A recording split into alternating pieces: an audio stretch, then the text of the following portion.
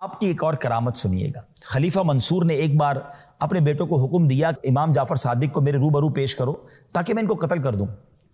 وزیر نے منع کیا کہ دنیا کو خیر آباد کہہ کر جو شخص عزلت نشین ہو گیا اس کو قتل کرنے کا کیا فائدہ ہے، وہ تو ویسے دنیا چھوڑ چکے ہیں، وہ عبادت میں مصروف رہتے ہیں۔ خلیفہ نے غضبناک ہو کر کہا کہ میرا حکم ماننا ضروری ہے، انہیں لے کر آؤ۔ حضرت امام جعفر صادق کو جب لایا گیا تو جیسے ہی وہ دربار میں آئے تو منصور نے اپنے غلاموں کو پہلے ہی کہہ دیا جیسے میں سر سے تاج اتاروں نا تم نے امام جعفر صادق رضی اللہ تعالیٰ کو قتل کر دینا ہے۔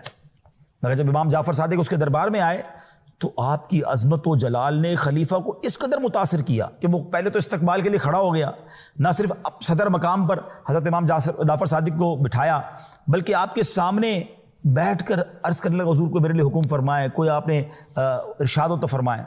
تو آپ نے فرمایا میرے سب سے اہم ضرورت اور حاجت یہ ہے کہ آئندہ کبھی مجھے دربار میں نہ بلانا، میری عبادت اور ریاضت میں خلل واقع ہوتا ہے۔ منصور نے وعدہ کیا کہ حضور پھر کبھی آپ کو تکلیف نہیں دوں گا، بڑی عزت کے ساتھ بڑے احترام کے ساتھ آپ کو رخصت کیا۔